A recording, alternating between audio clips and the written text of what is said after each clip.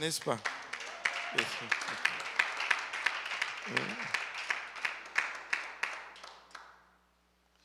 Alléluia. Et aujourd'hui, on va continuer dans notre étude. La dernière fois, on a parlé du don du Saint-Esprit ou du baptême du Saint-Esprit. On a vu, pour ne pas dire un peu l'essentialité de recevoir le Saint-Esprit. Le Saint-Esprit, ça fait partie des choses essentielles que nous devons avoir. Nous devons... Aïe, aïe, aïe, aïe, aïe. En plein jour comme ça, que là, tu as peur. Si on est tous là. On ne va pas laisser un lion t'attaquer, là.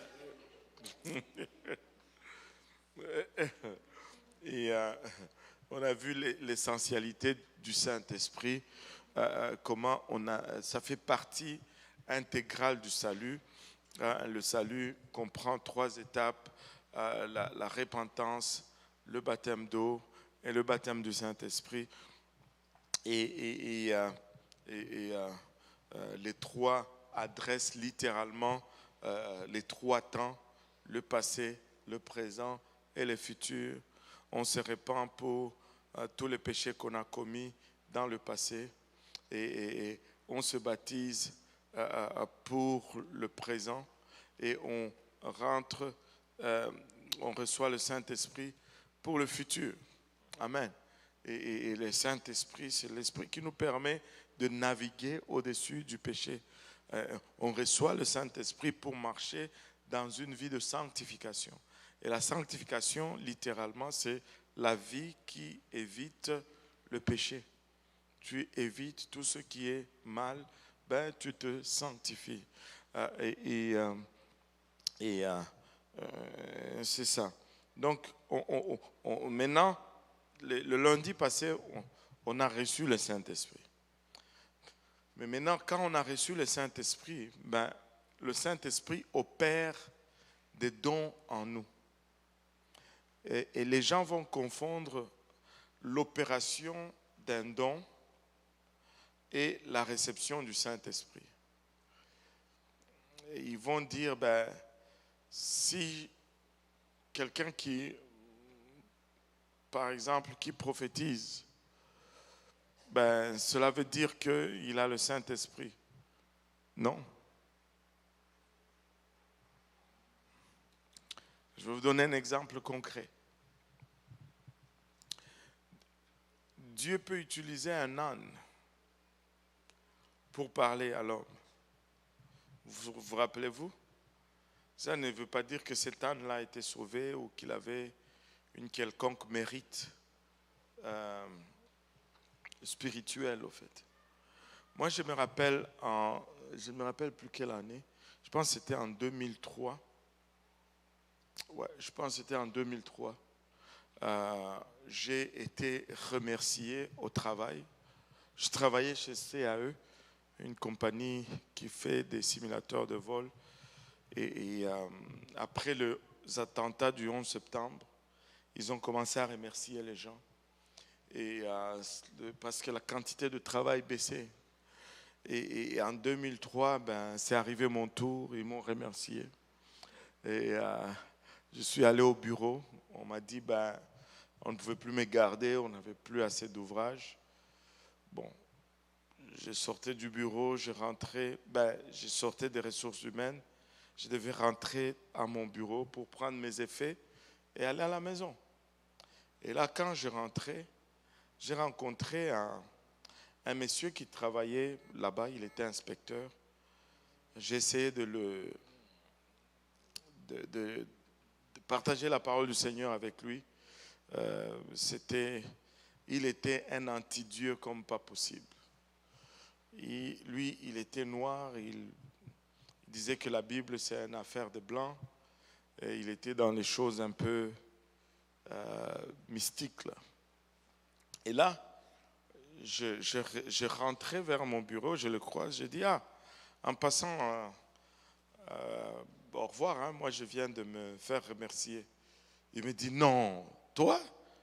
J'ai dit, ouais, ouais. Il ne me croyait pas parce que je souriais, au fait. Là, j'ai dit, ouais, ouais, je suis en train de prendre mes affaires et puis je pars. Il me dit, de toutes les façons, là, ne t'inquiète pas. Dieu va prendre soin de toi. Tu sais, il m'a parlé comme ça, mais quand il me disait ça, c'est comme, poum, je savais que c'est Dieu qui me parlait. Mais je peux vous dire qu'il n'était pas rempli du Saint-Esprit. Mais il prophétisait sur mon futur, là. Et il n'était pas rempli du Saint-Esprit. Il était loin. Mais il m'a parlé et je sais que c'est Dieu qui me parlait en ce moment-là. Et donc, les gens vont dire, ben, il y a ce que la Bible définit comme étant l'évidence d'avoir reçu le Saint-Esprit. Et du temps qu'on n'a pas observé cela, on ne peut pas dire que quelqu'un a reçu le Saint-Esprit. Mais maintenant, après cela, quand on a reçu le Saint-Esprit, ben, il y a l'opération de l'Esprit dans la vie de quelqu'un. Et l'Esprit va opérer 9 dons principaux qu'on va regarder aujourd'hui. Et des fois, on va aussi confondre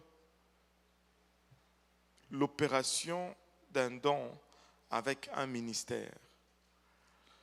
Et tu peux donner une parole de prophétie. Cela ne veut pas dire que tu as le ministère de prophète. C'est n'importe qui a le Saint-Esprit peut donner une parole de prophétie. Mais un prophète, ben, il doit avoir le Saint-Esprit, c'est sûr, mais c'est un ministère. Et c'est différent. Une parole de prophétie, ce n'est pas le ministère de prophétie. Maintenant, on va regarder un peu les différents dons. 1 Corinthiens 12 nous énumère ces dons. 1 Corinthiens 12, 1 à 10. On va lire 1 Corinthiens 12, 1 à 10.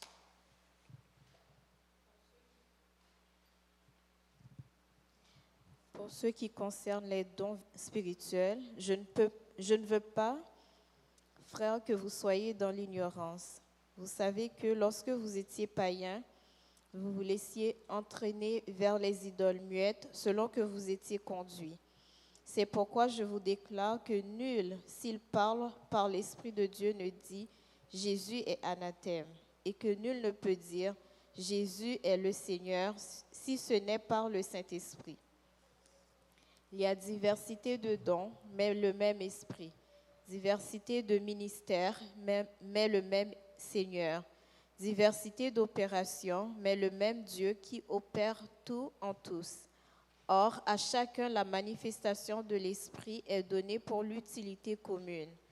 En effet, à l'un est donné par l'Esprit une parole de sagesse, à un autre une parole de connaissance selon le même Esprit, à un autre la foi par le même Esprit, à un autre le don des guérisons par le même Esprit, à un autre le don d'opérer des miracles, à un autre la prophétie, à un autre le discernement des esprits, à un autre la diversité des langues, à un autre l'interprétation des langues.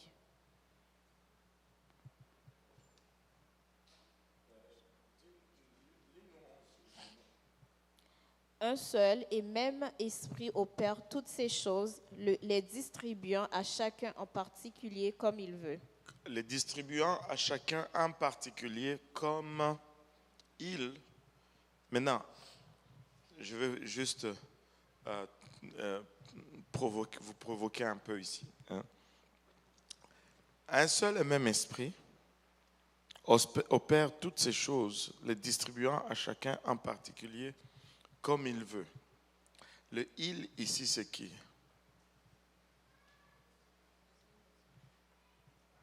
Le Saint-Esprit.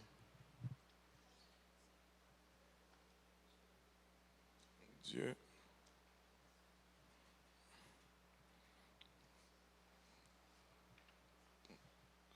Quelqu'un d'autre? Comme il veut.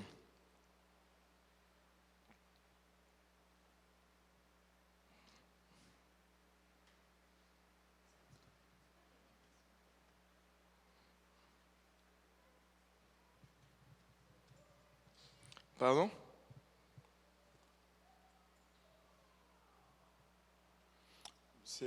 Il, c'est qui? C'est Dieu.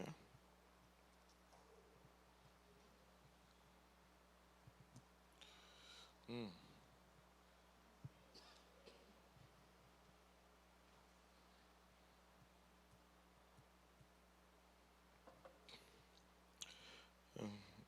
Bon. Ça, ce sont des choses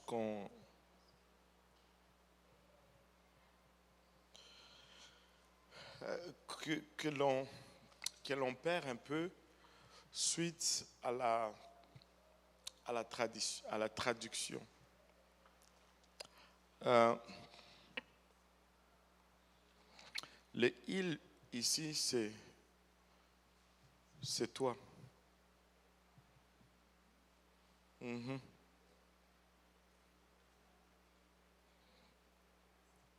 Ouais. Dit quoi dans l'original alors? Ça veut dire que Dieu peut opérer en toi tout ce que toi tu lui permets d'opérer. Dieu va aller aussi loin avec toi que toi tu vas lui permettre en fait.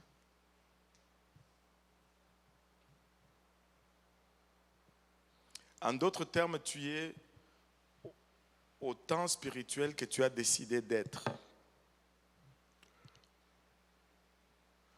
Ou tu as choisi d'être.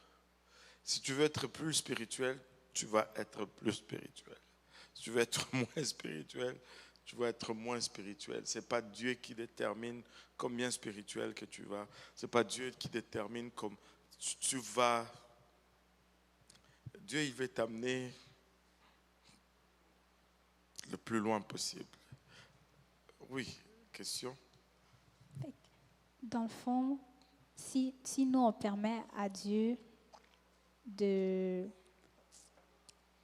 d'opérer le 9 dons en nous. Ouais, il va le faire. Il va le faire.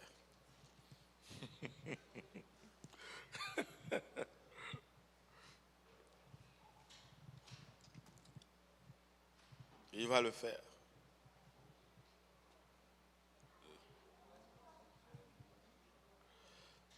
Ouais, parce que il va te donner comme tu veux. Au fait, Paul est en train de dire, cela ne veut pas dire que il va te donner toi un seul don, toi un seul don.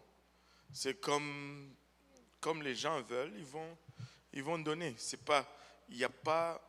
En fait, le point de Paul ici là, c'était de réveiller l'Église au fait que, regardez comment il commence. Okay, j'ai commencé vers la fin, mais revenons maintenant au début. Hein? Revenons au début. Pour ce qui concerne les dons spirituels, je ne veux pas, frères, que vous soyez dans l'ignorance. Le but de Paul, c'est que l'on sache qu'on peut exercer les dons spirituels.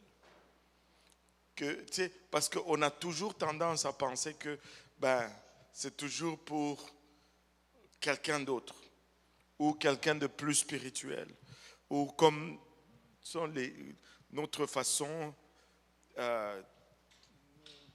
croche, moderne de penser que il faut que tu sois pasteur, il faut que tu sois ministre, il faut que tu aies une...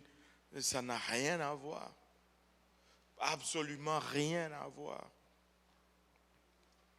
Absolument rien. Et il dit, ne soyez pas dans l'ignorance. Vous pouvez opérer tous les dons. Tous les dons. Il dit, vous savez que lorsque vous étiez païen, vous vous laissiez entraîner vers les idoles muettes selon que vous étiez conduit. il dit, c'était selon votre choix. Et, tu sais, vous avez été utilisé par tous ces esprits-là. Maintenant, c'est aussi par votre propre volonté, votre propre choix, que Dieu va vous utiliser. Amen. Et c'est pourquoi je vous déclare que nul, s'il parle par l'Esprit de Dieu, ne dit Jésus est anathème, et que nul ne peut dire Jésus est le Seigneur, si ce n'est par le Saint-Esprit. Et là, il dit, il y a plusieurs dons, mais c'est le même Esprit qui les opère littéralement. Il y a diversité de ministères, et il y a diversité d'opérations, mais c'est Dieu. Et à chacun, la manifestation de l'Esprit est donnée. Et ça, c'est la clé, au fait. À chacun, la manifestation de l'Esprit est donnée pour... Non, je veux vous entendre là-dessus. Pour l'utilité commune. Hein? Ce n'est pas pour l'utilité personnelle. Les dons sont pour servir les autres. Et vous allez remarquer que les dons, là, ça va être pour exercer sur les autres. Ce n'est pas pour, je l'applique sur moi-même. Non. C'est pourquoi très souvent, c'est pourquoi la compassion est essentielle. C'est juste une petite parenthèse. 9 dons, 9 fruits. Les gens vont rechercher les dons, mais j'ai dit 9 fruits, 9 aspects du fruit. S'il y a un seul fruit de l'esprit. Mais les dons sans le fruit, c'est dangereux. C'est pas bon. C'est pas bon. Maintenant, on opère les dons pour l'utilité commune. Et c'est pourquoi la meilleure perception des dons, la meilleure façon de voir les dons, ce n'est pas que j'ai le don. Non, c'est pas ça. C'est que les dons sont donnés, et je pense que ça c'est le meilleur enseignement que j'ai jamais eu sur les dons. Il dit c'est comme si Dieu met sur l'autel de l'église les dons. Et puis quand il y a un besoin dans l'église, quelqu'un peut prendre, utiliser et replacer. Parce que ce ne sont pas des propriétés, c'est pour l'utilité commune. Regardez, si c'était des propriétés, là, il y a un don qu'on appelle ici le don de guérison. Quelqu'un qui a ça, là, il va vider les hôpitaux. Amen. On n'aura plus les hôpitaux, là. J'ai fait un tour à Maisonneuve-Rosemont. Tout le monde est sorti. Le gouvernement m'envoie un gros chèque parce que je viens de résoudre leur casse-tête de milliers d'années, là. Mais c'est pas ça. Ça ne fonctionne pas comme ça. Et donc, c'est pour l'utilité commune. Sœur Jacqueline, toi, tu as une question. Parce que Dieu peut donner guérison, mais il ne donne pas le droit de guérir tout le monde. Il te dit, prie pour quelqu'un, ou bien, puis la personne, moi j'ai vécu ça. Mais oui. Mais c'est ce que je suis en train de... avec les Suisses, hein? Oui. Mais c'est ce que... la vérité, là. Mais c'est ce que je dis. Parce que si tu dis que c'est moi qui ai le don, alors c'est moi qui décide qui guérit. Mais c'est pas moi, il dit des mots que je dois dire. Justement, alors ça reste que les dons sont sous le contrôle de Dieu, pas sous le contrôle de l'homme. Tu sais, c'est pas, Oui, après, oui, oui, c'est pas à moi. c'est ça. Et Dieu reste souverain. J'ai entendu juste accidentellement un homme que je n'écoute pas parce que je sais qu'il enseigne beaucoup de fausseté. J'ai vu juste, c'était comme une publicité. Et pour une fois, il a dit quelque chose qui était vrai. Il dit, si quelqu'un vient, il me dit que tu sais, il a un don et c'est lui qui contrôle le don, je sais tout de suite que c'est un don qui vient du diable. C'est réel. Et C'est réel. parce que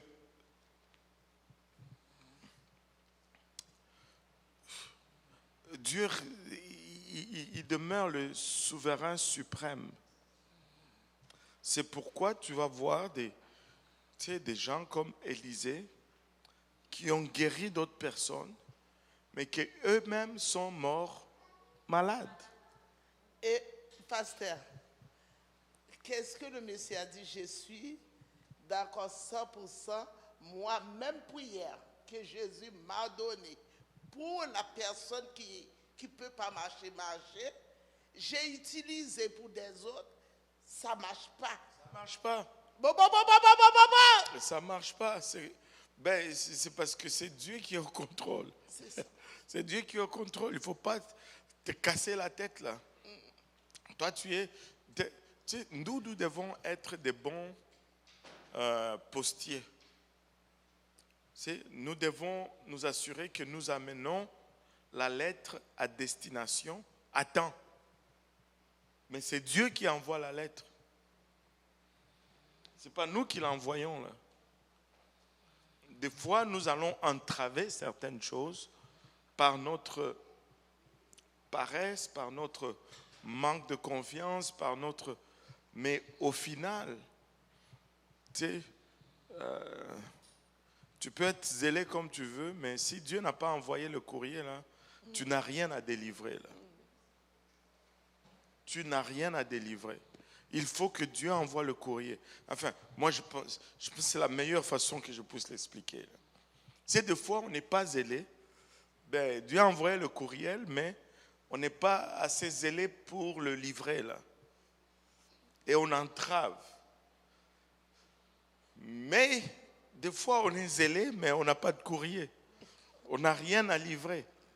Tu sais, si Dieu n'a pas envoyé le courrier là, il n'a rien envoyé là. Et c'est tout. Bon, les dons sont pour l'utilité commune.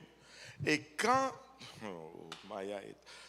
Dieu utilise un don, ce n'est pas juste comme ça. À quelque part, il faut qu'on trouve sa gloire là-dedans. Pas la gloire de l'homme, mais la gloire de Dieu. Mais nous sommes tellement assoiffés de la gloire, des fois inconsciemment, que nous devenons extra zélés, sans courriel, sans lettre de la part du Seigneur. Et tu sais, je parlais à quelqu'un là, je dis ceci.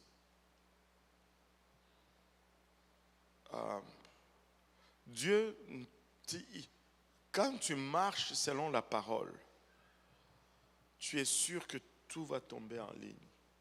Ok? La parole de Dieu nous dit quoi?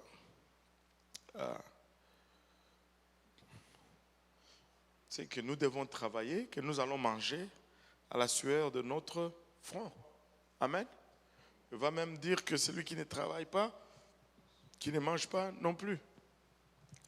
Bon, mais toi tu viens, tu me dis, mais moi j'ai la foi, je ne veux pas travailler, puis Dieu va pourvoir. Bon, c'est parce que là tu es en train de marcher contre la parole de Dieu là. Est-ce qu'il peut arriver que tu n'as pas de travail, Dieu pourvoit? Oh que si, mais ce n'est pas que toi tu arrêtes de travailler pour montrer que tu as la foi. Allô? Allô? Tu sais, des fois, on va prendre des décisions, tu sais, sous la bannière de l'expression de la foi, mais on est en train de faire le contraire de ce que Dieu demande. Allô? Et ça, ce n'est pas une expression de foi, là. Ok, comment tu rigoles comme ça?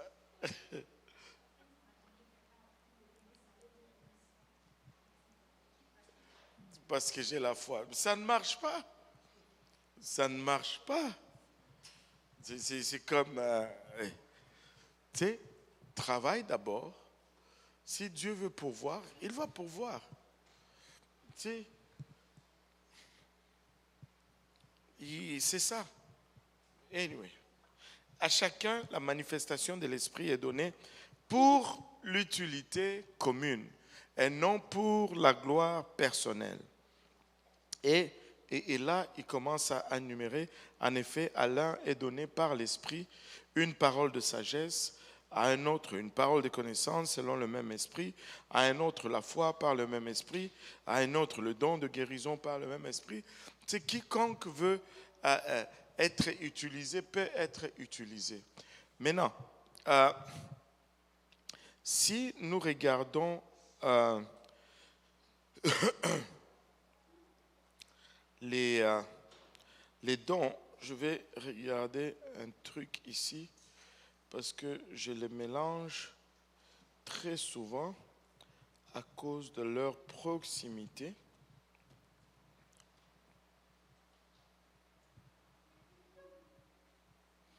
Ouais.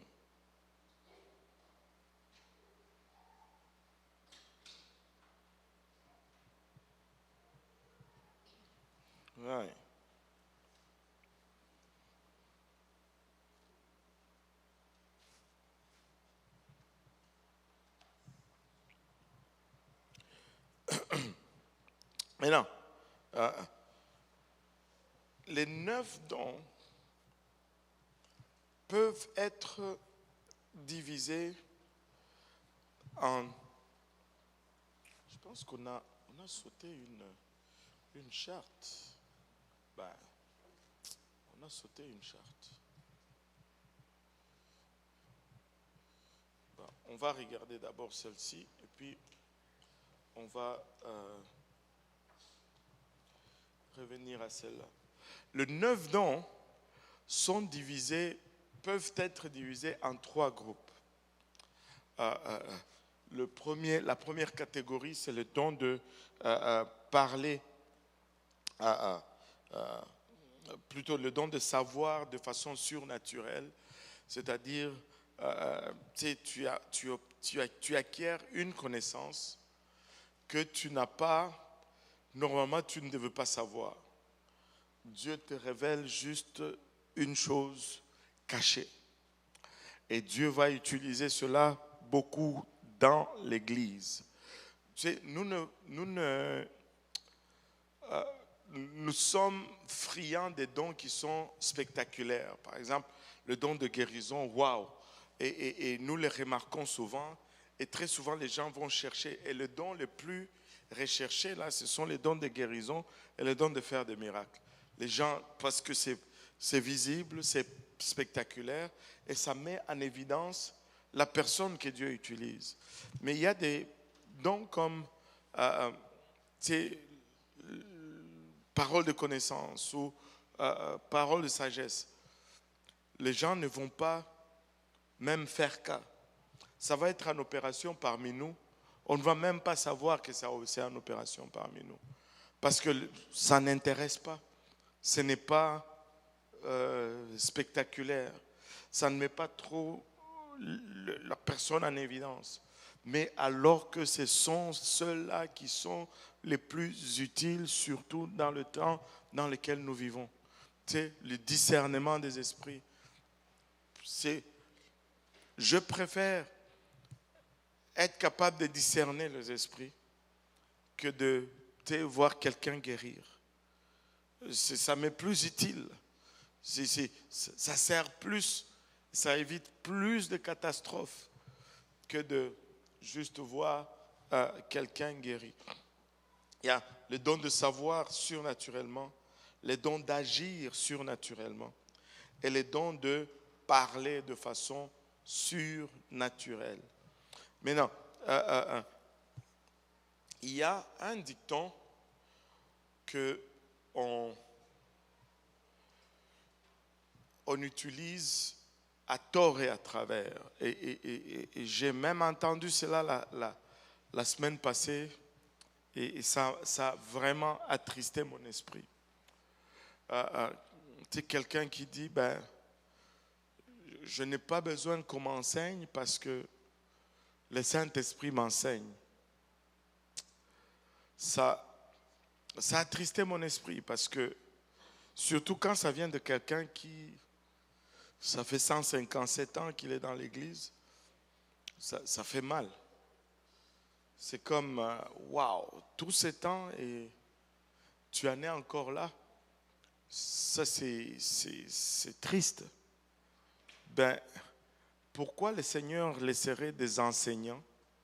Il ferait un ministère d'enseignants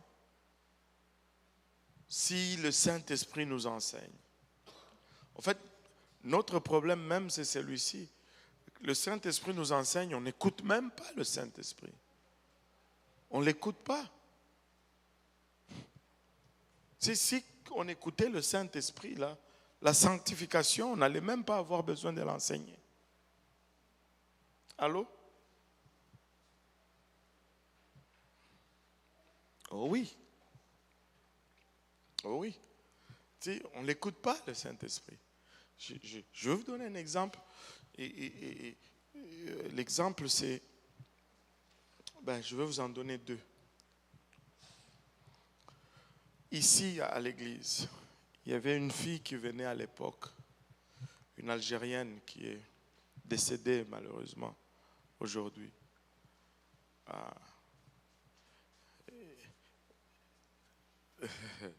Mon ami Joseph. Et elle venait plutôt à l'église. Je me rappelle, quand elle a commencé, c'était au tout début. Là. Elle est venue et elle était habillée façon, là. Genre, je vais juste laisser 3 points de suspension. Okay. Et quand c'était l'appel à l'autel, elle est allée en avant parce qu'elle était vraiment touchée. Dieu l'avait remplie du Saint-Esprit ici. Elle est allée en avant pour prier. Elle s'est levée, elle est retournée à sa place. Je dis, mais qu'est-ce qu'il y a? Elle dit, je n'arrive pas, ça ne marche pas. Je dis, mais qu'est-ce qui ne va pas? Elle dit, ben, il faut que si quelqu'un peut me prêter même un pagne pour me couvrir, parce que quand je prie, la façon que je suis habillé, ça ne passe pas. C'est quelqu'un lui a prêté les affaires de charpe de femme là. Elle s'est couverte avec cela. Elle est allée à l'autel, elle s'est remise à genoux pour prier. On n'a pas prêché sur l'habillement ces jours-là. On n'a pas enseigné sur rien de cela. Mais l'Esprit lui a parlé. Et une personne comme ça, quand tu vas lui enseigner la sanctification, elle ne va pas dire, ah non, moi je ne veux pas faire parce que je veux que l'Esprit m'enseigne. Parce que l'Esprit est en train de lui enseigner, il n'écoute pas. Il n'écoute pas. Si tu écoutes l'Esprit, quand on va te donner la parole, tu vas l'avaler. Parce que la parole, c'est l'Esprit. Dit la parole.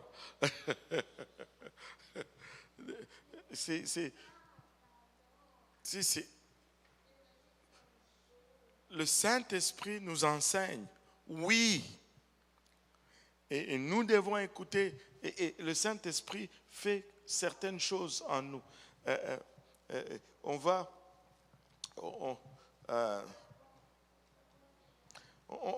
regarder certaines choses que le Saint-Esprit fait en nous. Acte 1:8.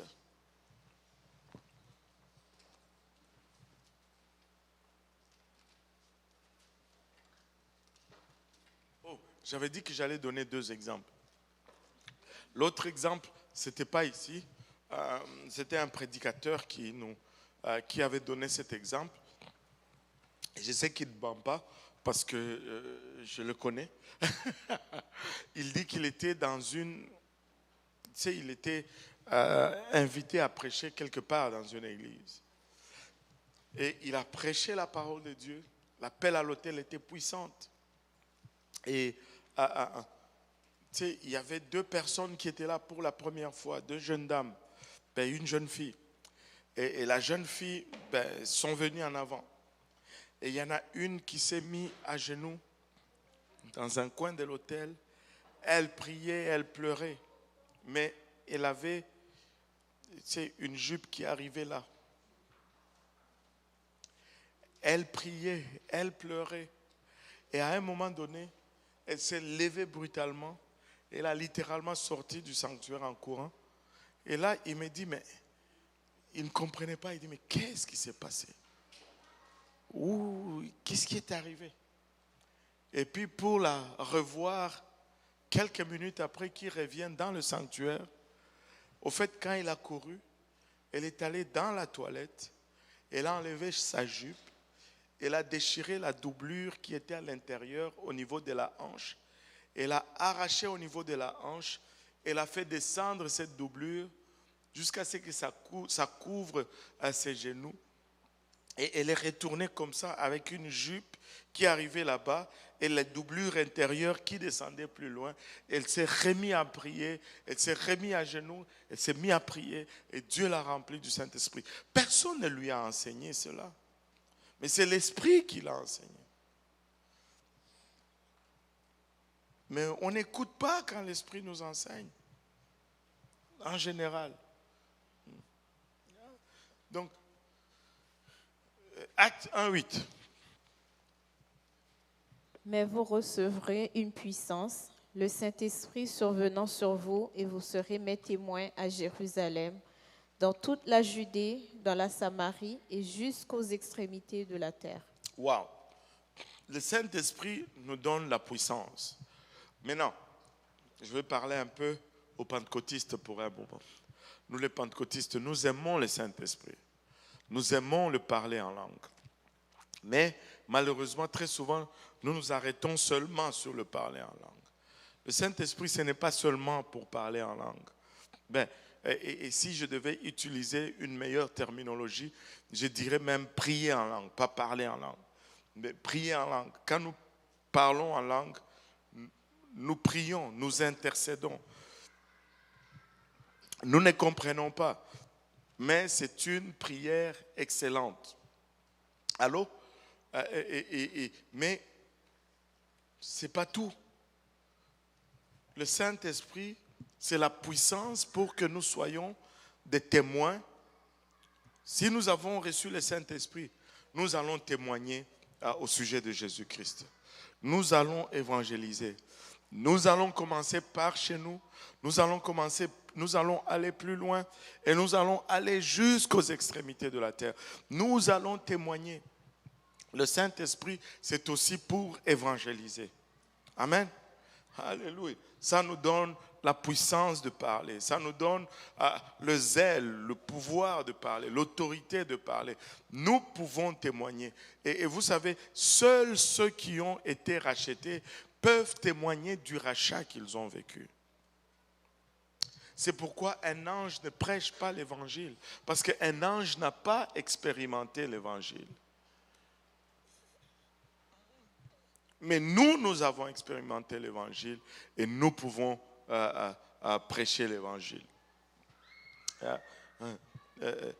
Romains 14, 17, l'Esprit nous donne la justice, la paix et la joie dans le Saint-Esprit.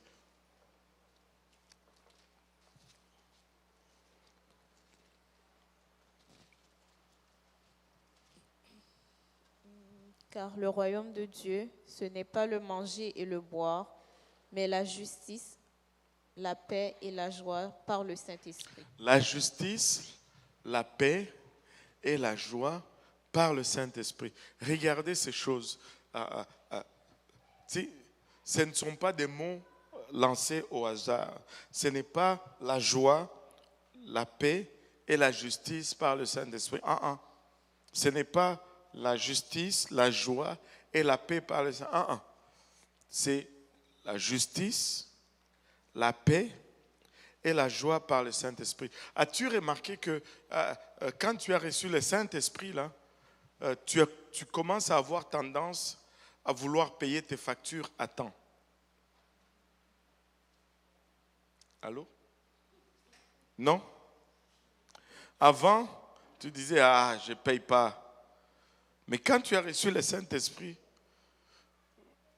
tu veux payer tes factures à l'heure. On a coupé mon micro ou quoi? Non? Ce n'est pas le cas pour vous? Sœur Jacqueline, toi le Saint-Esprit de...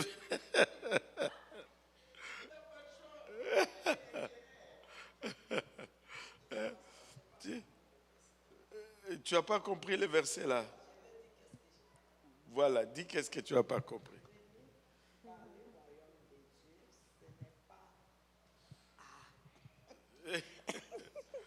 Car le royaume de Dieu, ce n'est pas manger et boire, mais la justice, la paix et la joie par le Saint-Esprit. Mais je vais vous expliquer moi de manger, pas manger et boire. Qu'est-ce que ça veut dire? Ouais, cela ne veut pas dire, je vais dire d'abord ce que ce n'est pas. Cela ne veut pas dire que si on est sauvé, on ne va plus manger et boire. Non, non. Cela tout simplement veut dire que ce n'est pas ça qui nous profite. Ça ne sert pas à la chair, en fait. On peut manger et boire même quand on n'est pas sauvé et trouver du plaisir là-dedans. Il y a du plaisir à manger. Amen. Vous n'aimez pas manger? Moi, j'aime bien manger. Alléluia. C'est bon manger. C'est agréable, il y a du plaisir. Mais ce n'est pas ce que le royaume de Dieu nous apporte. Tout à l'heure, avant de venir, ma femme m'a donné un verre de jus de mangue avec des cubes de glace là-dedans. Je vous dis, il y avait de la musique qui accompagnait cela. C'est bon, mais ce n'est pas ça le produit du royaume de Dieu. Amen. Et le royaume de Dieu nous donne la justice, la paix et la joie. C'est-à-dire, dans le royaume de Dieu, on trouve notre plaisir, pas dans le manger et le boire, mais dans la justice, la paix et la joie. Maintenant, regardez ceci, Maman Tilme. Quand on n'est pas sauvé là, des fois, on ne veut même pas, certaines dettes, on ne veut pas payer et puis c'est fini. Mais quand on devient sauvé, on veut payer nos dettes. On veut payer nos factures. On veut régler nos comptes. Amen. Mais avez-vous remarqué ceci? Que quand tous tes comptes sont à jour, ça c'est la justice. Tu fais ce qui est juste. Tu as payé toutes tes factures. Tu as fait tous tes devoirs. Tu as rempli toutes tes tâches. C'est quand le téléphone sonne là, tu réponds. Tu ne regardes même pas c'est quoi le numéro. Et heureusement aujourd'hui que, je ne sais pas si heureusement ou malheureusement, on peut encore voir le numéro. Mais dans l'ancien temps, on ne voyait pas le numéro. C'était une torture. On appelle chez quelqu'un, il répond. Et puis c'est l'agence de recouvrement. Il n'est pas là. Mais c'est lui qui est en train de parler. Est-ce que vous voulez lui laisser un message?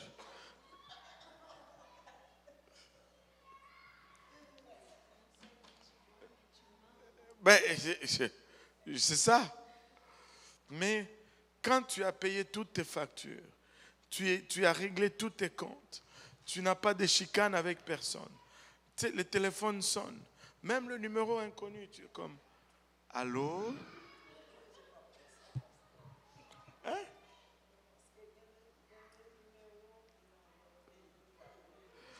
Oui, mais c'est autre chose. Là, tu veux éviter les escrocs.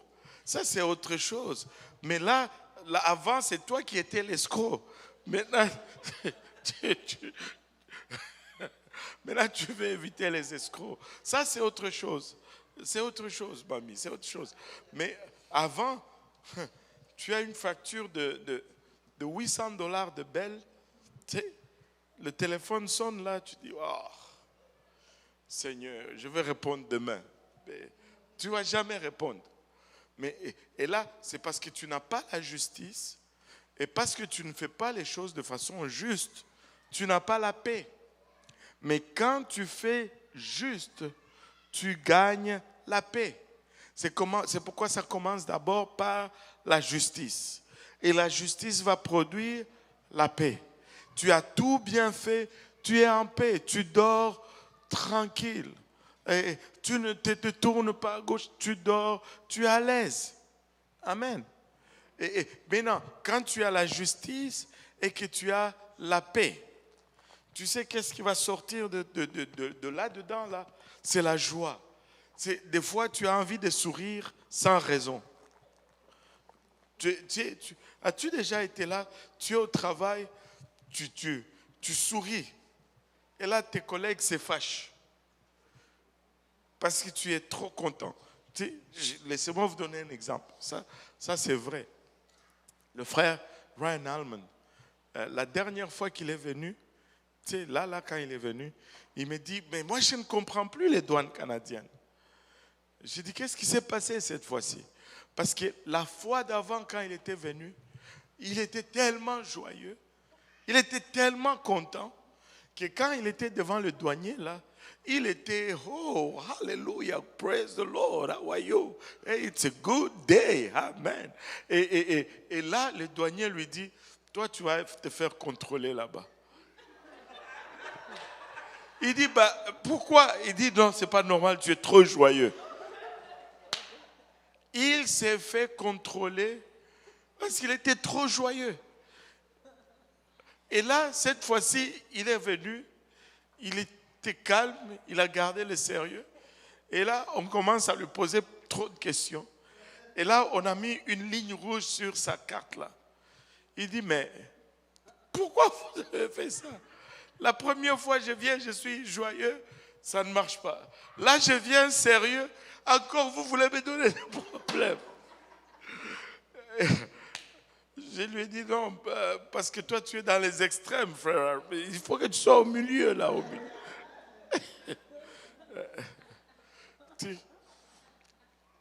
Quand tu as le Saint-Esprit, tu as la paix et ça produit la joie. Tu n'as de dettes vis-à-vis de personne. Tu n'as de comptes à rendre à personne. Alléluia. Il pleut, tu es content parce qu'il pleut. Il neige, tu es content parce qu'il neige. Et il fait soleil, tu es content parce qu'il fait soleil. Il fait nuageux, tu es content parce qu'il fait nuageux. Parce que ton cœur est à la bonne place. Il y a la paix en dedans. Ok, j'ai un peu exagéré pour la neige là, mais bon, on peut enlever la neige, ok?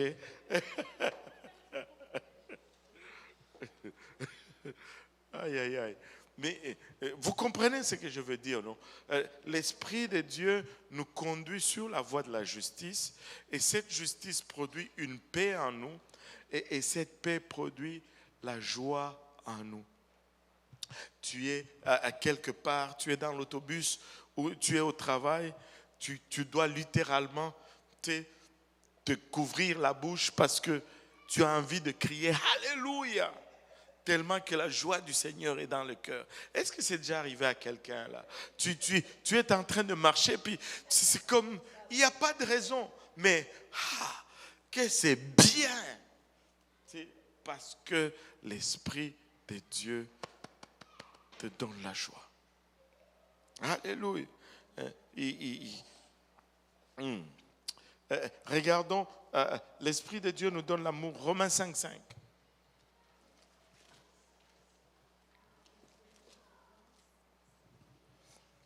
Or, l'espérance ne trompe point, parce que l'amour de Dieu est répandu dans nos cœurs par le Saint-Esprit qui nous a été donné. Wow. Or, l'espérance ne trompe point. L'amour de Dieu est répandu dans nos cœurs par le Saint-Esprit qui nous a été donné. Et je vais m'écarter un peu ici pour parler de l'amour. Amen. Alléluia. Est-ce que tout le monde peut dire l'amour? Alléluia. Et ici, on ne parle pas de l'amour du café. Amen. Et le mot amour, c'est le mot le plus, je ne sais pas comment dire ça, versatile, ou le mot le plus, qui a le plus de signification en français. J'aime la pizza. J'aime ma femme. J'aime mes enfants. J'aime Dieu. J'aime l'école. Et c'est le même mot, mais vous êtes d'accord avec moi qu'on ne parle pas de la même chose là? Allô? Vous savez, il y a un prédicateur qui parlait de l'amour. Il dit, il faut savoir vraiment appliquer le bon à la bonne place. Si quelqu'un va dire, j'aime ma femme, ok? La même personne dit, j'aime le poulet, all right? Mais quand tu aimes le poulet, là, ça conduit à la mort du poulet. Là. Donc, si tu aimes ta femme comme tu aimes le poulet, c'est pas bon, elle peut en mourir. Donc, il faut savoir faire la part des choses. Tu sais, de nous-mêmes, en tant qu'humains, notre amour souvent est égoïste, et égocentrique. Même quand on dit on aime quelqu'un, hein, on aime quelqu'un pour moi, pour nous. Allô? Ouais, on aime quelqu'un pour ce que la personne va nous apporter. Et de là, on a cette mauvaise expression de l'amour. Parce qu'on part sur des mauvaises bases. Et là, ça devient difficile à vivre et à exprimer cet amour. Nous devons, quand on reçoit le Saint-Esprit, c'est là on arrive à aimer dans la bonne direction, en fait. Et si on laisse le Saint-Esprit répandre cet amour dans nos cœurs, si le Saint-Esprit, vous savez que sans Dieu, on ne peut pas aimer comme Dieu. Parce qu'on ne l'avait pas. Et quand on a reçu le Saint-Esprit, c'est là qu'il nous l'a donné. Et quand on regarde le mot amour du grec, on a 3 mots différents pour comprendre un peu ce que Romains 5:5 est en train de nous dire. Le premier niveau de l'amour, c'est Eros. D'où on a le mot érotique, l'amour animal, l'amour qui est égoïste. On aime pour satisfaire ses propres besoins ou son propre plaisir. Ça, c'est la forme la plus basse. Mais en tant qu'être humain, le plus haut qu'on peut monter sur l'échelle de l'amour, c'est filio ou filia. Certains disent filia, d'autres disent filio. C'est l'amour filial. L'amour qu'un parent a pour ses enfants. Et c'est le plus haut qu'on peut montrer. Mais même cet amour-là, il est limité. C'est il ou elle? Il. C'est il, hein? C'est un amour. Il est limité. Hein. Même cet amour-là est limité. Pourquoi? Je peux vous le dire, on peut le voir. Avez-vous déjà vu un parent qui met dehors son enfant? Allô? Parce que même Philia, quand certaines limites sont dépassées, ben, ce n'est plus assez. Ça devient pas assez. Quoique certains enfants, tu dois les mettre dehors parce que tu les aimes justement.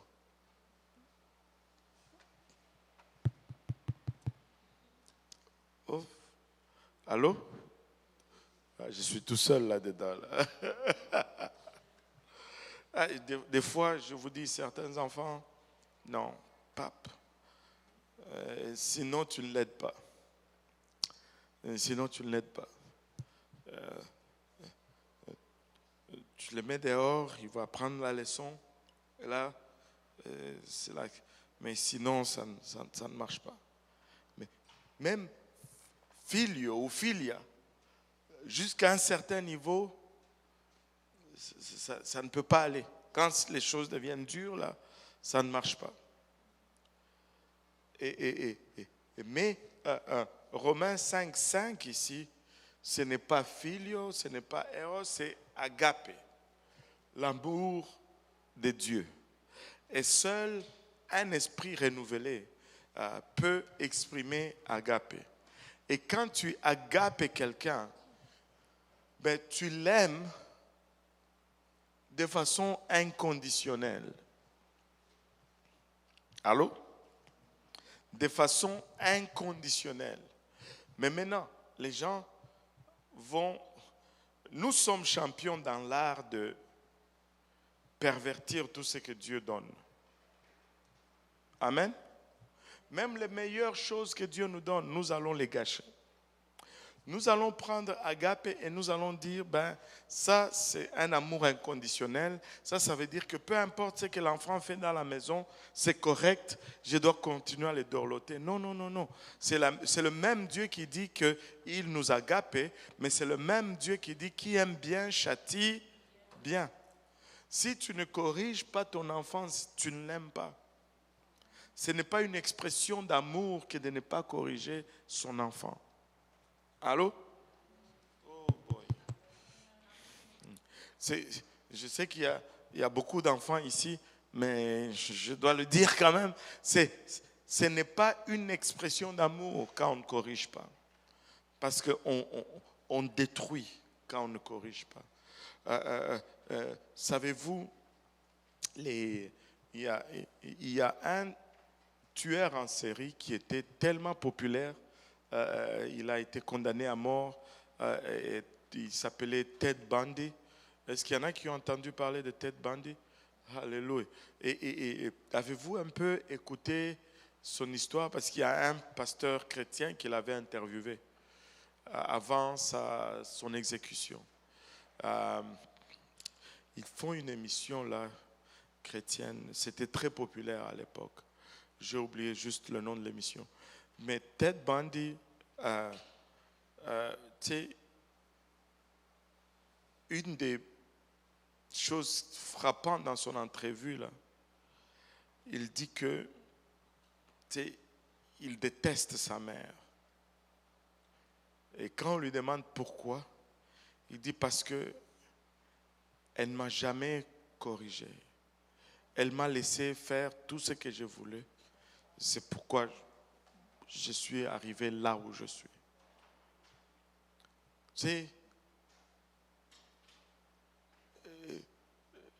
N'épargne pas le bâton de correction à un enfant. Parce que faisant ainsi, tu lui épargnes de l'enfer. Allô? Je sais que la société enseigne autre chose, mais ça m'est égal ce que la société enseigne. Moi, je me tiens sur la parole de Dieu. Amen. Je dois discipliner mes enfants. je dois avec amour. C'est pas, je n'ai jamais vu un père qui aime son enfant, qui prend plaisir à le corriger. Là. Ni une mère qui corrige avec plaisir son enfant. Non, ça fait toujours mal.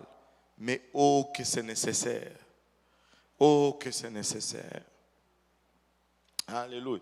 Et donc, revenons à l'amour. Oui.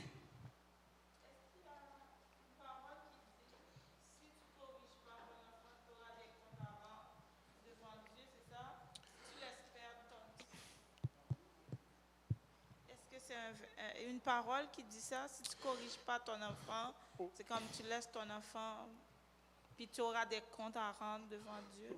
Ben, je ne me rappelle pas d'un verset en particulier qui parle dans ce sens, mais il y a beaucoup d'enseignements, c'est quoi le mot là? Beaucoup d'enseignements implicites. Beaucoup d'enseignements implicites. Par exemple, ça dit que un enfant qui n'a pas de correction est une honte pour ses parents. Et la honte, là, ce n'est pas... On a toujours... La honte, la première fois que tu vois le mot honte dans la parole de Dieu, là, c'est par rapport au péché. La honte, c'est un sentiment qui découle du péché directement, là. Et tu as honte parce qu'il y a un péché. Tu sais, on n'a pas honte pour rien. Là. Et si tu ne corriges pas tes enfants, ben cet enfant-là est une honte pour toi. Et ça, ce n'est pas un bon sentiment. Donc, la honte peut faire un parent mettre dehors son enfant. Ah, mais oui. Ah, mais oui. C'est pas parce qu'il l'aime pas.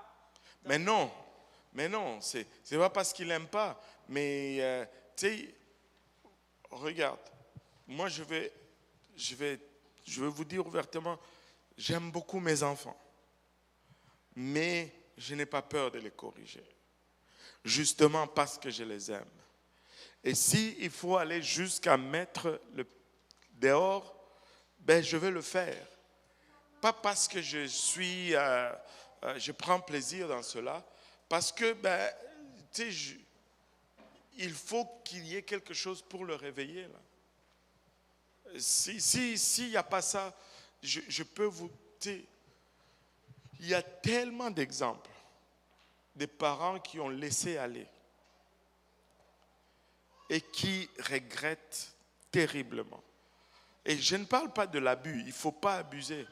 Tu sais, la Bible nous parle aussi dans ce sens-là. Parents, n'irritez pas vos enfants. Là. Tu sais, il ne faut pas les corriger pour rien. Là. Il faut réaliser que, autant toi-même tu n'es pas parfait, autant eux aussi ne sont pas parfaits. Amen. Tu sais, on fait tous des erreurs. Mais on doit amener une correction pour les aider à en faire moins. Tu sais, c'est comme à l'école. Si on ne corrige pas tes travaux, là, tu ne vas pas apprendre ta leçon. Là. Allô? Tu vas faire les mêmes erreurs encore et encore et encore. Et la correction est forte. Et cette histoire, bon, là je m'égare un peu, mais... Tant qu'à faire, on est déjà là-dedans. Cette histoire de parler aux enfants, là, oui, il faut parler. Mais la psychologie ne remplace jamais la discipline. Si la psychologie était efficace, on n'allait pas avoir de policiers dans nos villes. Pas du tout.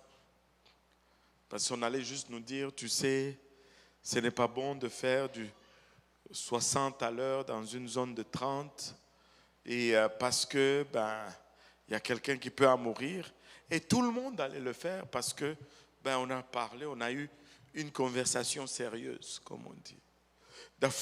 Des fois c'est pas une conversation sérieuse, c'est une correction sérieuse que ça prend. Amen. Et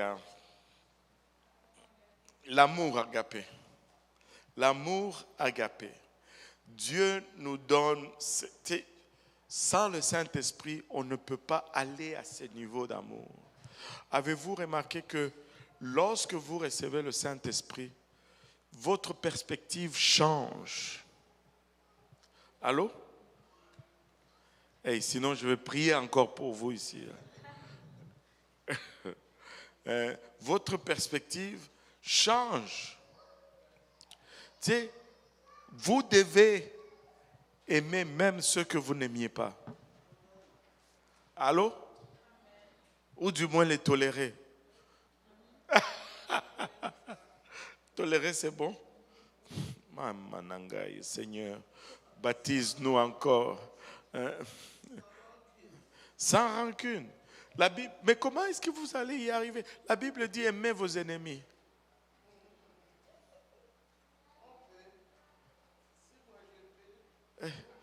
Tu peux. Aimez vos ennemis. Oh boy. Ah, pasteur, attends, tu ne sais pas ce qu'il m'a fait. Ah oui? Et si on disait ce que toi tu as fait aux autres?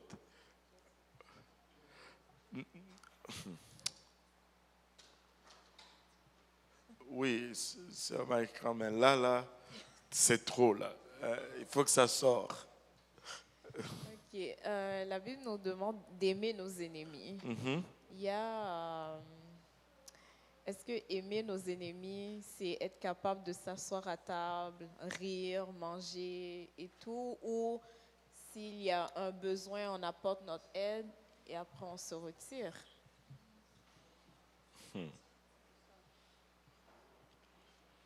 Tu as combien d'ennemis?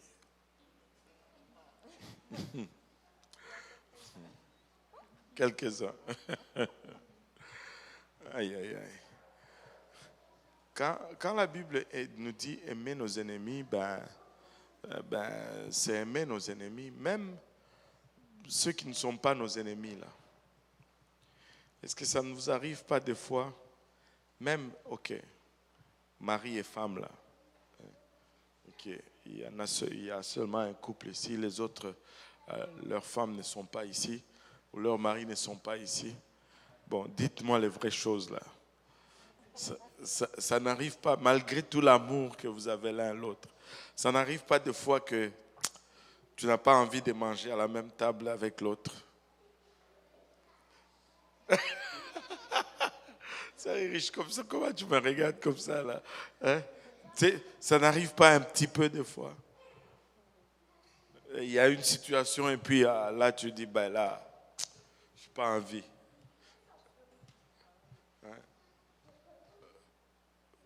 Frère Simplice. Ne dis pas fort parce que ça peut sortir dans le... Et même quand on est en amour, cela ne veut pas dire qu'on passe tout notre temps à table l'un en face de l'autre. Mais ce que je veux dire par là, c'est que ça peut arriver que tu sois à table sur cette personne-là que tu aimes, qui est ton ennemi. Est-ce que tu vas t'élever de la table parce que lui maintenant est là? Ben, si c'est ça le cas, il y a un autre problème là, tu comprends? Et mais si c'est quelqu'un avec qui tu es à table tous les jours maintenant, ben là, je me demande comment ça se fait que c'est ton ennemi, parce que là, il y a un problème. Là, ça peut arriver qu'on me met à table avec quelqu'un, c'est que ça ne va pas. Je dois être capable de rester à table et puis d'être courtois sans que mes sentiments deviennent quelque chose de désagréable pour tout le monde. C'est certains d'entre vous, d'entre nous, je devais dire, surtout les femmes, hein, quand c'est cette personne qui vient là, l'humeur change. Non. Bon. Il y a un problème. Oui, il y a un problème. Mais je ne veux pas laisser ça affecter mon cœur. Je peux garder mon cœur et le mettre entre les mains de Dieu. Est-ce qu'on est des amis, comme on disait, BFF, Best Friend Forever? Non. On est en processus, peut-être on doit arranger certaines choses, mais je ne dois pas pour autant être mal commode. J'essaye juste. Il faut essayer le plus possible de montrer le caractère de Christ.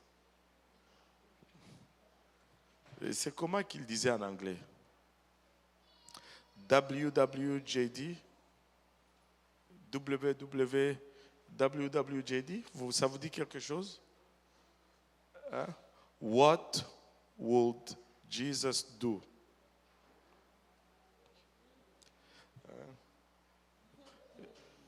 What would Jesus do? C'est quand quelqu'un commence à faire bizarre là. WWJD?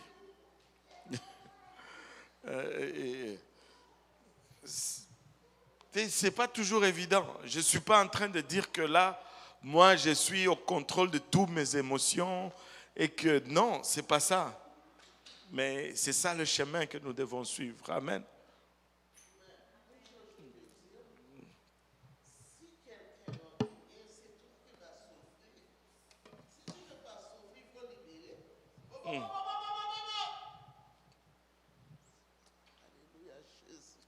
Ouais, et le pardon, là, c'est le pardon. Bon, je vais parler un peu là-dessus. Oh Seigneur, on ne va même pas finir aujourd'hui. Et il y a deux choses qu'on confond souvent. Le pardon et la restitution. Ce sont deux choses, mais que très souvent on confond. Et là, on ne veut pas pardonner parce qu'on pense qu'on nous demande de faire une restitution. Je vais vous donner un exemple. Mettons juste par exemple. Je vais mettre les chances de mon côté. Amen. Je vais voir Kéla, je lui dis, Kéla, est-ce que tu peux me prêter $100? Et elle, gentille, toute comme elle est, elle me prête $100. Là, je fais mes affaires. Je te rembourse dans 2 semaines. 2 semaines passent, pas de $100 de retour. 3 semaines passent, pas de $100 de retour. Et là, 3 mois, 4 mois après, je suis encore dans le besoin. Je veux voir encore Kéla. Hey Kéla, je sais que je te dois $100 là, mais là, je suis vraiment mal pris. Peux-tu me prêter $50? Cette fois-ci, dans 2 semaines, je te rembourse le tout, le 150. Là. Elle, toute gentille et toute naïve, elle est nouvelle encore, elle dit, je donne. Et là, je pars encore.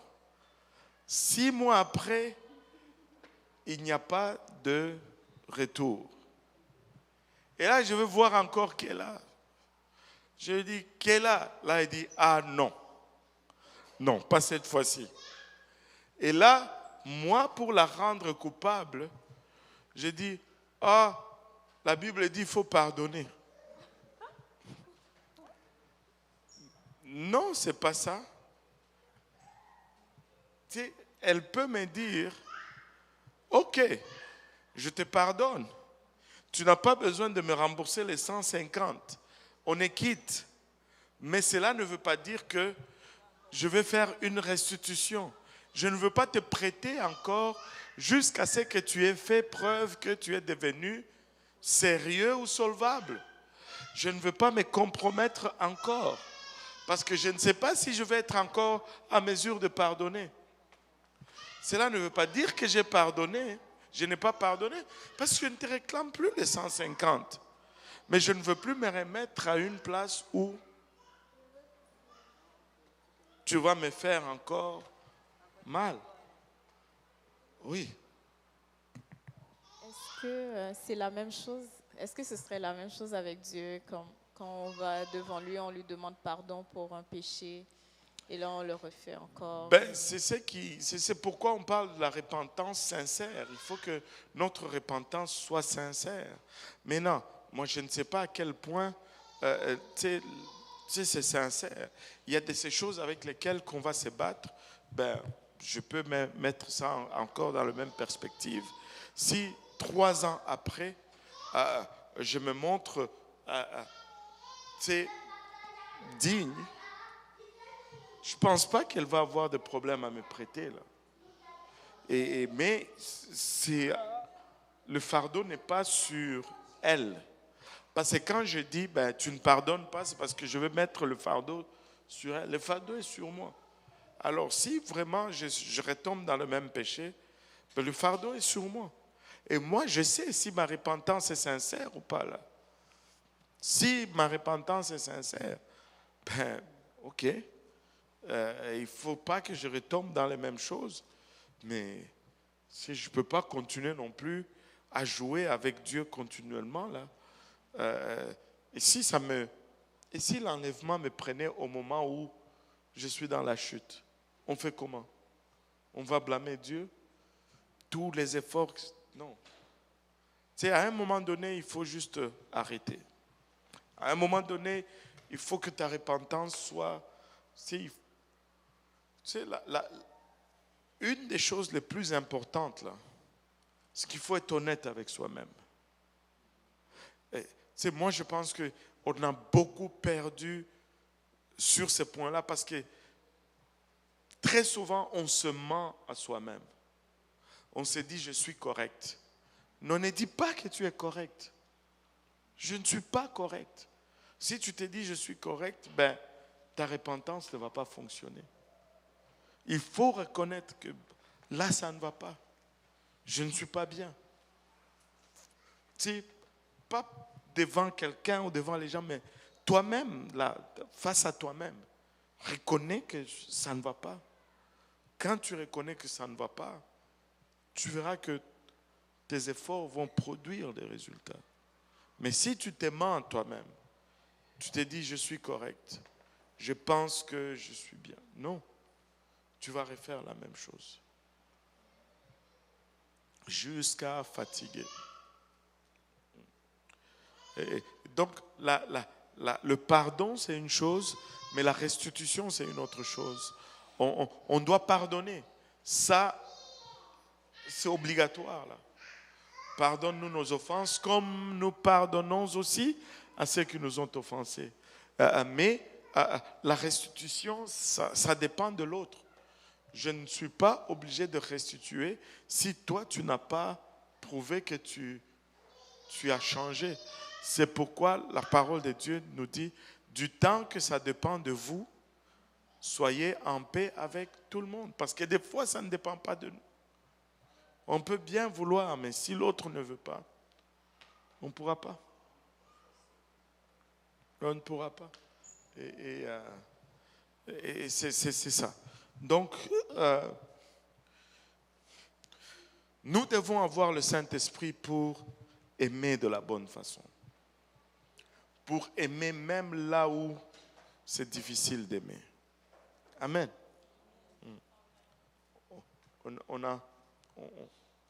On fait un autre. Oui.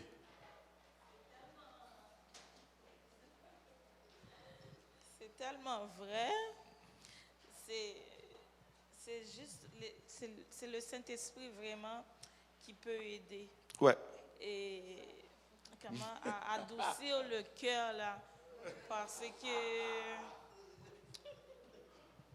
là, c'est des choses que je suis venue ici. Dis seulement, maman, dis. Le Saint-Esprit m'a envoyé balance le ici morceau là. pour écouter ce soir cette partie-là.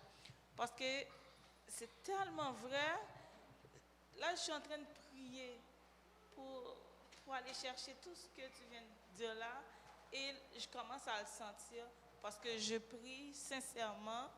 Je demande à Dieu sincèrement de m'aider à arriver jusqu'ici.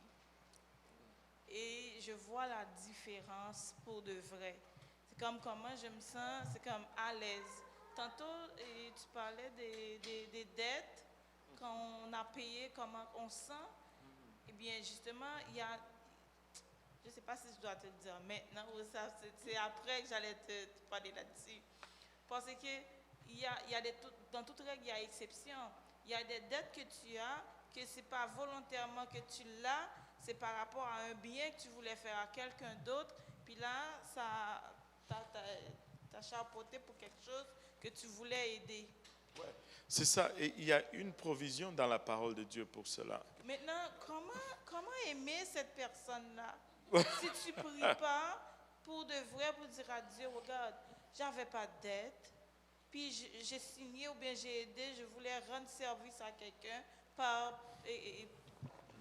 pour pitié ou du moins de bon cœur, puis regarde où est-ce que je suis rendu. C'est un.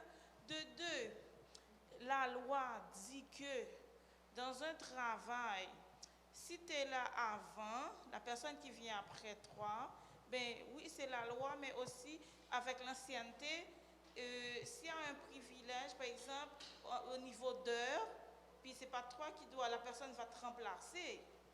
Puis quand tu vois ces règles-là n'ont pas été respectées, puis premièrement, tu as de l'ancienneté, deuxièmement, la personne qui vient après toi doit, c'est comme seconder, c'est elle qui doit finir plus tard. Puis on doit te demander, est-ce que tu veux, avant qu'on donne à une autre personne, puis la personne qui vient d'arriver, puis c'est elle qui a pris le privilège, comment tu fais pour pardonner? Moi, qu'est-ce que j'ai fait? Seulement, j'ai demandé à Dieu, j'ai prié, et j'étais sincère, j'ai crié devant le Seigneur, et il m'a répondu. Il m'a donné une solution, puis il m'a dit qu'est-ce que je dois faire. Ben, c'est comme, est-ce que c'est, oui, c'est l'esprit, je peux dire l'esprit de Dieu qui me fait prendre des décisions, puis avec ces décisions-là, je me sens, c'est comme si c'est rien. Je me sens que, waouh, c'est pas la fin du monde, c'est pas la vie éternelle, c'est pas plus important que ça. Donc, si je suis capable de le dire, je pense qu'une autre personne est capable de le dire, sauf que ce que tu viens de dire, c'est l'esprit et la prière demande du courage. Parce que c'était vraiment tough, comme ce pincement de cœur-là, pour pardonner quelqu'un. Donc, je pense qu'avec la prière, moi, je prie là-dessus. Donc, même la personne que j'avais signée, puis maintenant avec des dettes qui me mettent des dettes sur moi, puis si je le vois, est-ce qu'elle est mon amie? Je ne pense pas qu'elle est mon amie. Non. Mais est-ce que la dette, est-ce que je me suis dit, la dette n'est pas plus grande que moi? Dieu va me donner la possibilité de moi-même de payer. C'est comme si j'ai signé pour toi, ok, cautionné, puis maintenant c'est moi qui dois. Maintenant je suis capable de le dire, pasteur, mais sinon avant là, si cette personne-là, comme il était dans le soleil, non. Il était, bon, moi j'allais pris son corps mettre dans le soleil. S'il était dans le fraîcheur. Maintenant, c'est ça, je te dis, c'est tellement puissant que je sens ce sentiment-là. Puis j'ai dit, c'est pas plus grand que moi. Je suis plus grande. Je suis plus grande. C'est ça. Alors, mais c'est pas évident. Regarde, la parole de Dieu nous donne des instructions. Ok? La parole de Dieu nous donne des instructions. Maintenant, il y a deux choses. Il y a deux choses différentes dans ce que vous avez partagé. Il y a une chose, certaines choses relèvent de ma responsabilité. Et d'autres choses ne relèvent pas de ma responsabilité. Donc, je les subis. Par exemple, vous arrivez au travail, quelqu'un qui vient moins d'ancienneté que toi, qui a pris plus de privilèges pour des raisons de favoritisme et tout. Ouais, ça c'est, tu n'as rien fait. C'est pas de ta responsabilité. Ouais, ça fait mal et il faut le vaincre par la prière, mais des fois il faut le vaincre par la loi ou la conversation. Des fois, il faut parler. Je dis, c'est pas juste parce que ça se passe pas comme ça.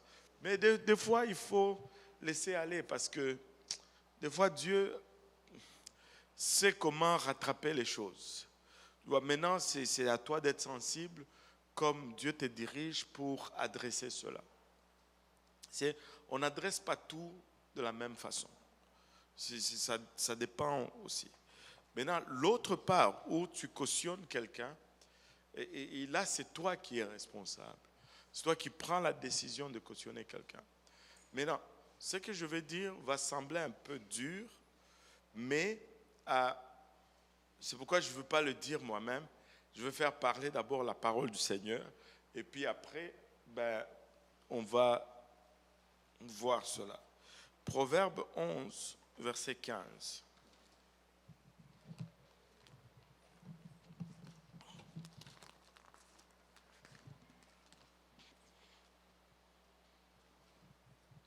Celui qui cautionne autrui s'en trouve mal, mais celui qui craint de s'engager est en sécurité.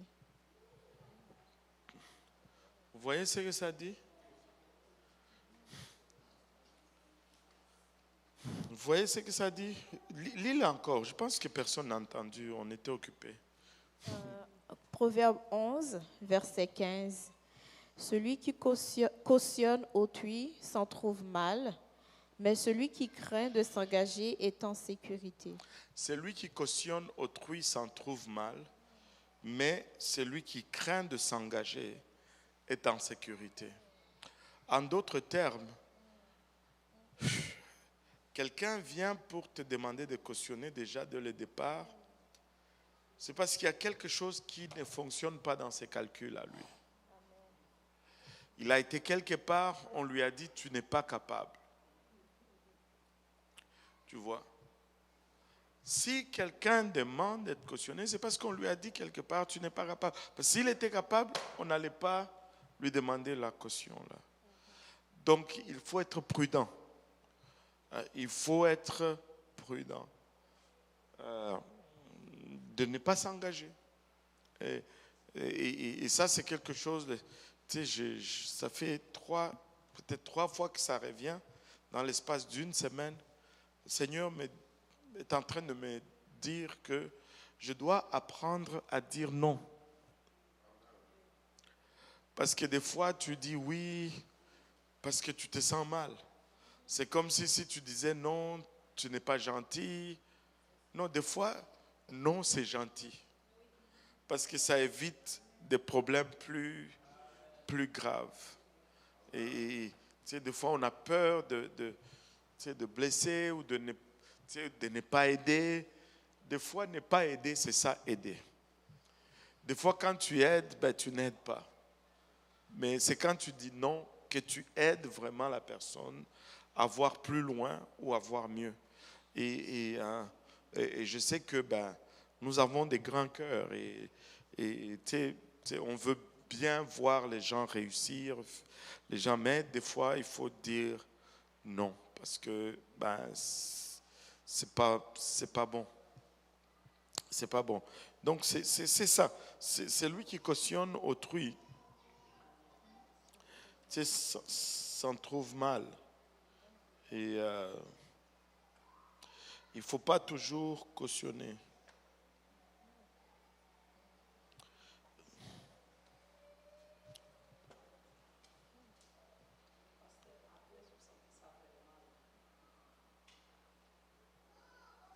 Pardon?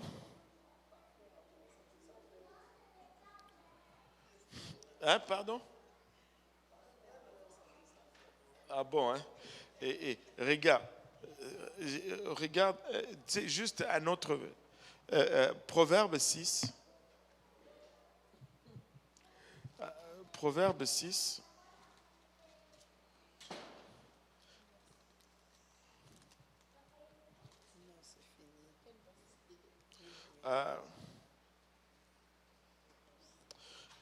Attends. Oui, sœur Tilmé, tu as dit quoi? Des fois, tu as dit quoi? Je n'ai pas compris. Des fois, ça fait mal. Qu'est-ce qui fait mal? Quelqu'un m'endort.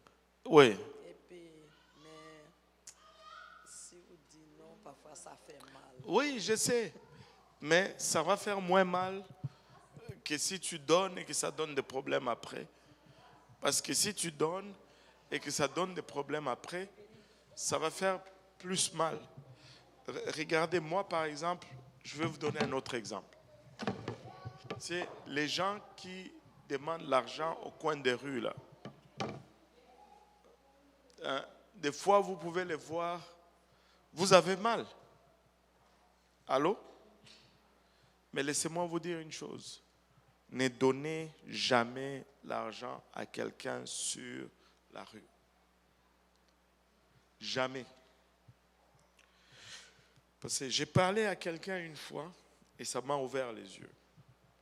Ici à Montréal, là, tu sais qu'à n'importe quel jour, bien sûr, mon moyen que tu peux te déplacer un peu, tu peux manger 6 repas gratuits en des endroits différents. Donc, les gens qui demandent l'argent, là, ce n'est jamais pour la nourriture. Tu sais, je peux vous amener même des exemples où tu lui dis, ben, je te donne la nourriture, ben, il t'insulte. Parce qu'ils veulent l'argent pour aller faire l'alcool ou la drogue.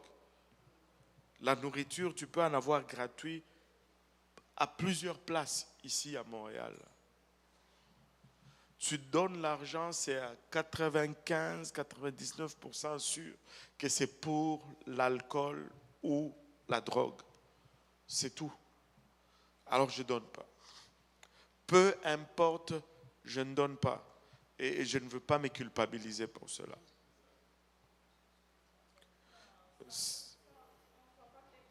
Ouais. Ouais.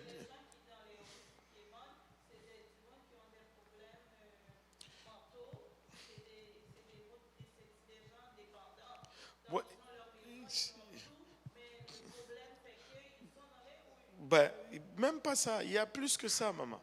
Tu sais, je vais vous donner un autre exemple. J'étais ici, là, sur Côte-Vertu, proche de Bureau en gros, là, côté où il y a le centre d'achat, là. J'étais sur une rue, là. J'arrive à la lumière. Il y avait un monsieur qui était là, assez bien habillé, avec un veston qui était un peu en cuir. Il avait des lunettes qu'il avait mis ici sur le front. Et puis il me dit, ah, mon frère, est-ce que tu peux m'aider? Parce que moi j'habite, je ne sais pas, Saint-Jérôme qu'il a dit. Et je suis en train d'aller à l'hôpital, ma femme a accouché et je n'ai rien. Là. C'est pas un sans-abri, là. Moi, j'ai dit, ben, tu sais, j'étais tenté. Mais j'ai dit, il faut que je respecte le principe que moi-même je me suis donné. J'ai dit, non, je n'ai pas d'argent, je ne peux pas te donner de l'argent. Je suis parti. 2 jours après, j'étais dans le bureau ici. Le frère Philippe, un des frères qui vient au service anglophone, il m'appelle, il dit, hey, pasteur, je suis au coin de telle rue et telle rue. Il y a un monsieur qui me demande de l'argent, il dit qu'il vient de Saint-Jérôme. J'ai dit, attends un peu. Est-ce qu'il a des lunettes sur sa tête? Il dit oui. Il a un veste, il dit oui. Il pensait que j'étais prophète. J'ai dit non, ne lui donne pas. Ça fait 2 jours que sa femme a accouché et qu'elle est à l'hôpital. Le frère Philippe était mort de rire. Mais on vit ça souvent là. Tu sais, j'étais devant l'église là, quand on était sur Hochelaga, à l'église de l'Est. C'était vers 19h, 21h. On était en train de sortir, on devait fermer et tout. Et là, un jeune homme, dans les peut-être 25 ans à peu près, il vient et dit, ben, moi j'habite Saint-Hubert et j'ai besoin d'un lift pour retourner. Est-ce que vous pouvez m'aider avec pour le billet d'autobus? Je lui ai dit, ben, sincèrement, je suis désolé, on ne donne pas l'argent. Parce qu'il était calme, propre, poli, gentil et tout. Là. Je dis, excusez, on ne donne pas l'argent. Mais si tu veux, je peux te conduire. Il dit, là, j'habite Saint-Hubert, là. J'ai dit, ça ne me dérange pas. Moi, je me faisais déjà mon film, là. Ça fait comme 40 minutes de route. On a le temps de parler du baptême au nom de Jésus-Christ, du baptême du Saint-Esprit. Tu sais, je veux avoir quelqu'un là qui n'a pas le choix que d'écouter mon enseignement pendant 40 minutes. Il ne peut pas sauter de la voiture. Et il a refusé. C'est là, est-ce qu'il voulait vraiment là ou il voulait l'argent seulement? Il y a tellement d'exemples. Ici, on était dans le bureau, une dame est venue avec sa fille de peut-être 8 ans, 10 ans. Elle dit, oh bon, ils ont besoin d'argent et tout, si on peut leur donner l'argent pour la nourriture.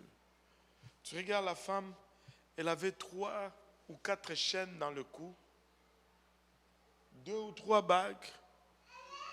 J'ai dit, non, on ne donne pas. Parce qu'avant de manquer de nourriture, va vendre ça et achète d'abord la nourriture et puis viens, on va se parler par la suite. Tu sais, c'est comme, il y a plein de manipulations comme ça. Fait que, tu sais, on garde juste une conduite. Et il faut savoir dire non. Proverbe 6, on va lire ça et puis on va conclure. Proverbe 6, 1 à 5. Mon fils, si tu as cautionné ton prochain, si tu t'es engagé pour autrui, si tu es enlacé par les paroles de ta bouche, si tu es pris par les paroles de ta bouche, fais donc ceci, mon fils, dégage-toi, puisque tu es tombé au pouvoir de ton prochain. Va, prosterne-toi et fais des instances auprès de lui. Ne donne ni sommeil à tes yeux, ni assoupissement à tes paupières. Dégage-toi comme la gazelle de la main du chasseur, comme l'oiseleur de la main de l'oiseau, comme l'oiseau de la main de l'oiseleur. Voilà. Il dit, si tu es déjà pris, en d'autres termes, ne te mets pas en guerre contre celui que tu as cautionné, parce qu'il a le pouvoir sur toi. Il peut dire non, il refuse de rembourser et ça tombe sur toi. Négocie, plaide, sois gentil, mais sors de ce piège. Tu sais, la Bible ne cautionne pas le cautionnement. La Bible ne cautionne pas le cautionnement. On peut aider quelqu'un, mais quand on aide, on n'attend pas en retour. C'est pourquoi souvent, moi, c'est ma règle d'or. Si je ne peux pas te donner vraiment là, je ne vais pas te prêter. C'est parce que si je te donne, il faut que je sois à cette place où je peux dire, si ça ne retourne pas, c'est correct. Si ça retourne, bon, tant mieux, alléluia. Mais si ça ne retourne pas, j'avais déjà ôté mon cœur de là. J'avais déjà dit, bon, ça c'est parti, c'est parti. Ouais, parce que sinon, le cœur de l'homme, là, c'est pas toujours facile à gérer, là. C'est pas toujours facile. Là, bon, on va continuer le lundi prochain. Amen, parce qu'il est déjà 21h12, et même 13 peut-être. Et on va continuer le lundi prochain. On va arrêter aujourd'hui, là. Amen. Et le doyen va prier pour nous, pour conclure et pour la nourriture.